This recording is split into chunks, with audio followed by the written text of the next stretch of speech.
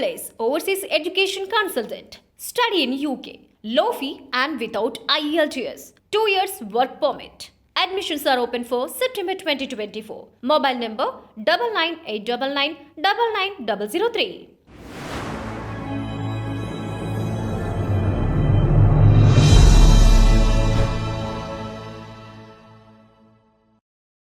జగన్ ఖచ్చితంగా మళ్ళీ అరెస్ట్ అవుతారా అని జనాలు మాట్లాడుకోవడానికి కారణం అది. ఏదైనా కొత్త కేసు మీరు వేసిన ప్రశ్న ఎలా ఉంది తెలిసిన ఉమ్. ఆయన్ని మీరు నాకు కొడతారా అతను అక్కడ కూర్చున్నాడు కదా అతన్ని మీరు కొడతారా అన్నట్టుంది. ఉమ్, ఈయన నాకు ఒళ్ళు మండితే కొడతాను, నాకు అహం పెరిగితే కొడతా, ఉమ్, నాకు ఒంటివి స్పృహ లేకపోతే కొడతా, right. ఆయన ఏం తప్పు చేయకపోయినా కొడతా. ఉమ్, ఏం చేద్దంటే నాకు మైట్ పవర్ ఉందని. ఉమ్, ఆయన్ని అరెస్ట్ చేయడానికి ఏమైనా కారణం చెప్పండి, ఎందుకు అరెస్ట్ చేస్తారో. ఇవి బలాన్ని తప్పు చేశాడు, 5 సంవత్సరాల అధికారంలో అధికార దుర్వినియోగం పాల్పడ్డాడు, లేకపోతే లల్లు ప్రసాద్ యాదవ్, కేజ్రీవాల్, ఇక్కడ నుండి కవితను అరెస్ట్ చేశారు కదా. ఆ, అంచేత ఇప్పుడు కూడా ఆయన మీద కేసు పెట్టడానికి ఉంది, పెట్టండి ఫెయిర్గా.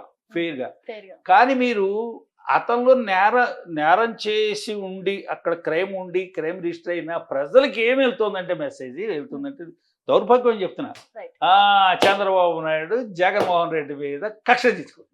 మొన్న కూడా అదే అనుకున్నారు కదా సార్. అందరూ ఎలా అనుకుంటున్నారు అంటే లాస్ట్ చంద్రబాబు గారిని స్కిల్ డెవలప్మెంట్ కేసులో అరెస్ట్ చేసినప్పుడు కూడా అంతే ఎలా అనుకున్నారు. జగన్ ని అన్ని సంవత్సరాలు జైల్లో పెట్టిన దానికి జగన్ రివెంజ్ తీర్చుకున్నాడు జగన్ రివెంజ్ చేసుకున్నాడు. అని కూడా ఇంకొక మాట, అనుకుంటున్నారు. జగన్మోహన్ రెడ్డి గారి మీద ఉన్న కేసులు విచారణకు రాకపోవడం కారణం మోడీ గారు ఈయనకి సమర్థిస్తున్నారు. ఉమ్, కేసులు పెండింగ్ ఉన్నది ఆంధ్రప్రదేశ్లో, అయితే ఇక్కడ తెలంగాణ కోర్టులో ఉన్నాయి. ఉమ్, మోడీ గారు ఎక్కడ చేశారు, న్యాయ వ్యవస్థ జడ్జీలు అంతా ఇక్కడ ఉన్నారు. ఉమ్, మీరు విచారణ చేసినట్టు ఇన్వెస్టిగేటింగ్ ఏజెన్సీ మీ పోలీస్ వ్యవస్థ. ఉమ్, సిబిఐ ఇక్కడ దిగినా సరే తంతామనేటువంటి రకాలు మీరు.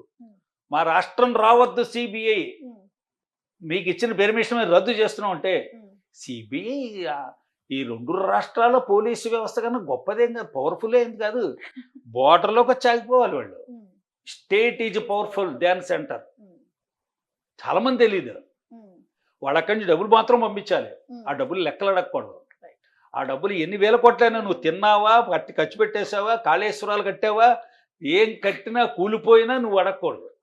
నువ్వు మళ్ళీ విచారణ సంఘం వేయకూడదు. ఉమ్, ఆ విచారణ సంఘం పబ్లిక్లో దాంట్లో లోటుపాట్లు మాట్లాడకూడదు. ఉమ్, విచారణ సంఘం పబ్లిక్లో లోటుపాట్లు మాట్లాడకపోతే ట్రాన్స్పరెన్సీ ఏమిటి? Right. ప్రజలకు తెలియాలి కదా నిజాలు. అలా అయితే మీరు అన్న మాటకు వస్తే గవర్నమెంట్ లేకపోవడం వల్లే కవిత ఇంకా బెయిల్ రాకుండా అక్కడ ఉండిపోయినట్ట. ఏ గవర్నమెంట్? తెలంగాణలో గవర్నమెంట్ ఉందిగా, గవర్నమెంట్ కాంగ్రెస్ గవర్నమెంట్ వచ్చింది. అక్కడ బెయిల్కి కాంగ్రెస్ గవర్నమెంట్ సంబంధం ఆహా, లేదు. నేను అనేది కవిత అరెస్ట్ గురించి కవితే ఆ, కవిత అరెస్ట్కి ఆ. రేవంత్ రెడ్డి గవర్నమెంట్కి సంబంధం ఏముంది? అంటే ఒకవేళ అదే బీఆర్ఎస్ గవర్నమెంట్ అధికారంలో ఉంటే మీరు అన్నట్టు state government Telangana state government వాళ్ళది అయి ఉండేది కదా. ఆ. సో అలాంటప్పుడు ఆ ప్రభుత్వం ఉంటే ఈ కవిత అరెస్ట్ అనేది బెయిల్ అనేది లేకుండా ఇప్పుడు అరెస్ట్ అయ్యే పరిస్థితి ఉండేది కాదేమో అండి. కాదేమో అని అందరూ అనుకుంటూ ఉంటారు. పార్టీ అలా మాట్లాడదు. కేసీఆర్ ప్రభుత్వం లేకపోవడంగా రేవంత్ రెడ్డి గారు మోడీ గారు ఏకమైపోయి కుమ్మక్కైపోయి అరెస్ట్ చేసి లోపల వేసేసారు అని. అక్కడ ఢిల్లీ ఎక్సైజ్ పాలసీ కేసులో అరెస్ట్ అయింది. ఢిల్లీ ఎక్సైజ్ పాలసీలో అవకతవకలు జరిగాయి అని చెప్పి ట్యాక్స్ను కలెక్ట్ చేసే జిఎస్టీ వాళ్ళు ఉంటారు కదా, ట్యాక్స్ ఎక్సైజ్ డ్యూటీ. Right. ఈ రాష్ట్ర ప్రభుత్వం ఎక్సెక్కర్కి, ఎక్సెక్కర్ అంటే తెలుసు కదా మీకు, ఎక్సెక్కర్ అంటే ఆ రాష్ట్ర ప్రభుత్వం ఖజానాకి, Oh. ఖజానాకి బొక్కసం తెలుగులో అంటారు. ఖజానా బొక్కసం అంటే డబ్బును దాని బ్యాగ్ని. ఖజానాకి నష్టం వచ్చింది తెలిసిపోతుంది, వాసనలు వచ్చేస్తాయి. ఎందుకు జరుగుతుంది ఇలాగా అని చెప్పేసి దాన్ని ఎంక్వైరీ చేస్తారు. Right. మామూలు ఎక్కడేం చేస్తారు, చేస్తే అమ్మో ఇక్కడ చాలా అవకతవకలు చాలా కనపడుతున్నాయి. ఢిల్లీలో ఎక్సైజ్ పాలసీ రాష్ట్ర ప్రభుత్వం మార్చించేపటికి బిడ్డస్ రకరకాల ఎత్తులు వేసి ప్రభుత్వానికి ఆదాయాన్ని గడ్డి కొట్టేశారు. ప్రభుత్వాన్ని ఆదాయాన్ని గండి కొట్టేశారని వెంటనే దీనికి ఏం చేస్తారు, పర్టికులర్గా ఉన్నటువంటి ఆ పన్ను శాఖ ఉంటుంది కదా, సెంట్రల్ ఎక్సైజ్, ఢిల్లీ ఎక్సైజ్ వాళ్ళు అబ్బోయ్ దీంట్లో చాలా లొసుగు కనిపెట్టు, ఇక్కడ అవకతవకలు జరిగాయి, వాళ్ళకి లోతుగా విచారణ చేసేటువంటి వ్యవస్థ ఉండదు. ట్యాక్సింగే మరి కమర్షియల్ ట్యాక్స్ వాళ్ళకి విచారణ చేసేటువంటి అవకాశం ఉండదు. విజిలెన్స్కో, ఏసీబీకో, లేకపోతే సిబిఐకో, సిఐడికో అప్పు చెప్తారు కేసులు. ఇది దీంట్లో పూర్తిగా దర్యాప్తు చేయాలని చెప్పి ఈడీకి అప్పు చెప్పేశారు. ఈడీ ఏం చేసింది, అమ్మో సిబిఐని పిలవాలని ఈడీ కూడా బాగా లోతుగా తీసింది, అన్ని డొంకలు లాగింది.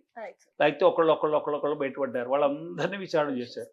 అమ్మో ఇది మామూలుది కాదు, నేరం చాలా జరిగింది, తీవ్రమైన నేరం జరిగింది ఢిల్లీ లిక్కర్ పాలసీలో.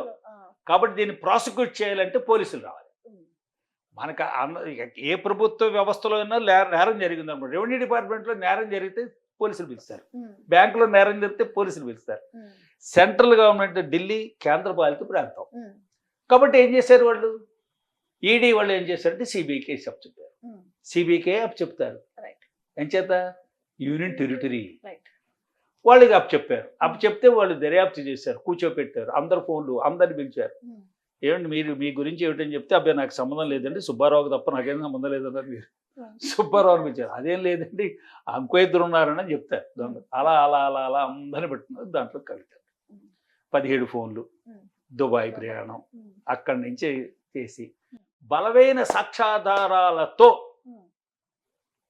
మొత్తం తయారు చేసి కేజ్రీవాల్ వెళ్ళాడు, సిసోడియా వెళ్ళాడు, ఈవిడ వెళ్ళాడు. దీనికి రాష్ట్ర ప్రభుత్వం పోలీస్కి సంబంధం లేదు. రాష్ట్ర ప్రభుత్వం ఒక చీఫ్ మినిస్టర్గా మా కవిత గారిని వదిలేయండి అన్నది. ఎక్కడ మీరు కేసీఆర్ అంటే మీరు టీఆర్ఎస్ ప్రభుత్వం ఉండుంటే అల్లకల్లో చేసేసి ఉండేవారు. రైట్ సార్, నేను అనేది ఇప్పుడు మళ్ళీ మానవ హక్కుల దగ్గరికి వస్తే మళ్ళీ అదంతా కూడా ఒక అల్లకల్లో చేసేవారు. ప్రధానమంత్రి ముఖ్యమంత్రిగా ఉండి ఒక ఆయన్ని, ఒక పెద్ద ఆయన్ని మార్చడానికి ఉద్యమం లేవదీశారు. ఉద్యమంలో లేవదీసిపోయి, లేకపోతే మతకలహాలు లేచిపోతాయి. ముఖ్యమంత్రి మార్చాలన్నప్పటికీ అల్లకల్లోలం, ముఖ్యమంత్రి మార్చడానికి వేర్పాటువాదం. మరి వేర్పాటువాదం 20 సంవత్సరాలు ఎందుకు మూలపడిపోయింది? 1969లో వేర్పాటువాదం వచ్చినప్పుడు పివి నరసింహరావు గారిని తీసేస్తే అంతే చల్లబడిపోయింది, బ్రహ్మానంద రెడ్డి గారిని తీసేస్తే చల్లబడిపోయింది, చెన్నారెడ్డి గారిని రాజీనామా చేయమంటే అయిపోయారు. మొత్తం హైదరాబాద్లో మతకాలు అన్నీ అయిపోయి. ఇవన్నీ కూడా రాజకీయంగా పొలిటికల్ మోటివేటెడ్.